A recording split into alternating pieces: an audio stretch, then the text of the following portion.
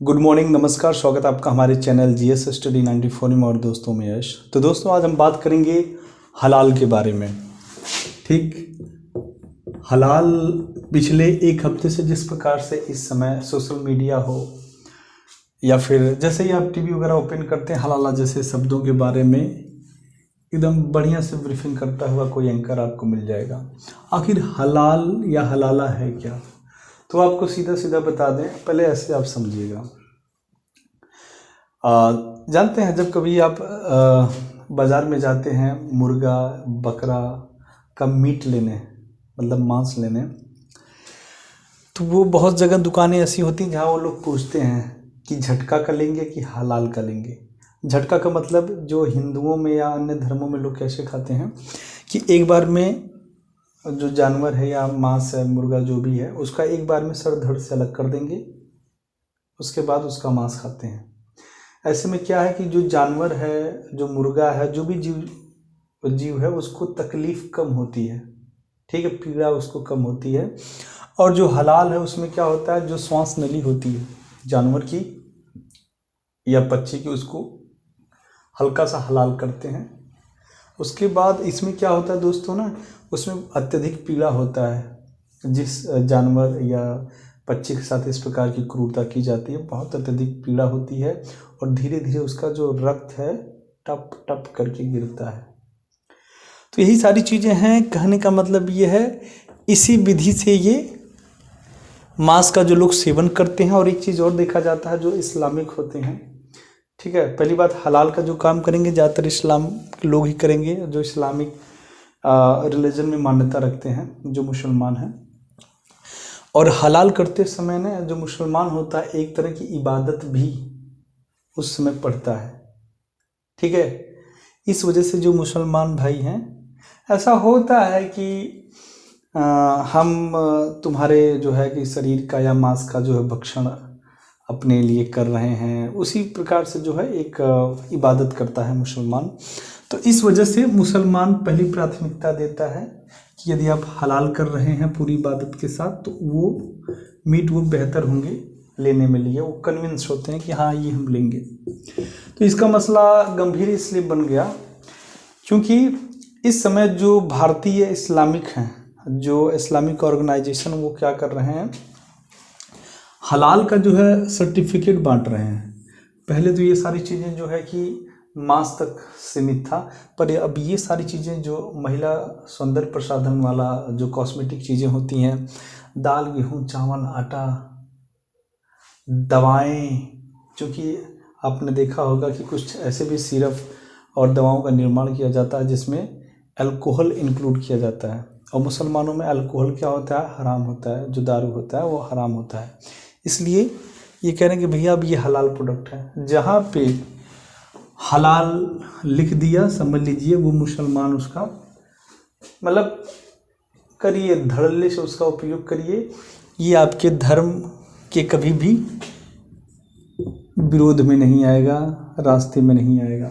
इस वजह से इसी पे मुद्दा पे चल रहा है आजकल, बवाल चल रहा है। क्योंकि उत्तर प्रदेश के मुख्यमंत्री योगी आदित्यनाथ ने सीधे सीधे शब्दों में कह दिया कि किसी के भी दुकान पे यदि हलाल प्रकाशन से संबंधित, ठीक है, हलाल विपणन से संबंधित किसी प्रकार का कोई सामग्री हो तो तत्काल उठा के फेंक दें, हटा दें, अन्यथा उस दुकानदार के ऊपर, ठीक है, और जो आपको मुहैया करा रहा है इस तरह के प्रोडक्ट और जो भी इस्लामिक संगठन इसको मान्यता दे रहे हैं, उन सारे लोगों को जेल करवा दूंगा। तो ये सारी चीज़ें चल रही हैं। और अब मैं आपको एक चीज़ बता दूं, उत्तर प्रदेश जैसा राज्य भारत का जो है वही परेशान नहीं है। पिछला जो राज्यसभा का चुनाव हो रहा था आपके कर्नाटक में, ये मुद्दा बहुत ज़ोर शोर से चला था। पर दोस्तों एक विधेयक भी पास किया गया, पर विधेयक व्यक्तिगत होने की वजह से अधर में लटक गया, कंप्लीट नहीं हो पाया, ठीक।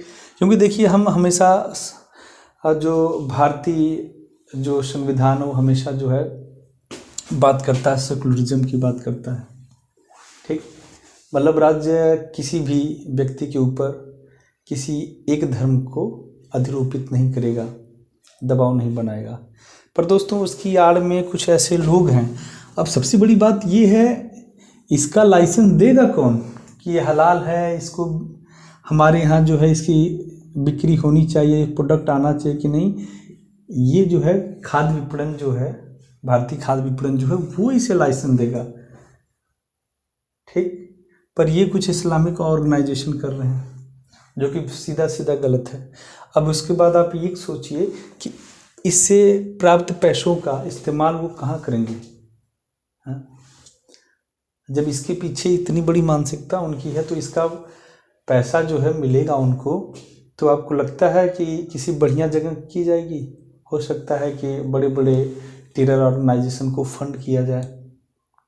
इस समय आप देख रहे हैं कि जिस प्रकार से गल्फ़ में देखेंगे फ़लस्तीन और इजराइल के बीच युद्ध की स्थिति तकरीबन मुझे लग रहा है 1 महीने के लमसम हो गया, आज भी उतना ही टकराहट है। और 2 दिन पहले जिस प्रकार से हमास ने गाज़ा के अंदर तकरीबन शायद 10-12 लोगों को रिलीज़ किया है, उसके बाद स्थिति थोड़ा सा विराम में है। पर इसका मतलब विराम नहीं है, उन्होंने कहा 2 से 3 दिन के बाद फिर स्थिति वही होगी, युद्ध किया जाएगा। तो कहीं न कहीं लोग सोच रहे हैं, या फिर आप देख रहे हैं बोको हराम है, नाइजीरिया वजीरिया साइड इस्लामिक संगठन है, पाकिस्तान में देख रहे हैं, अफ़गानिस्तान में देख रहे हैं, तख्ता पलट के तालिबान कर दिए हैं और सत्ता का संचालन अपने हाथ में कर लिए हैं।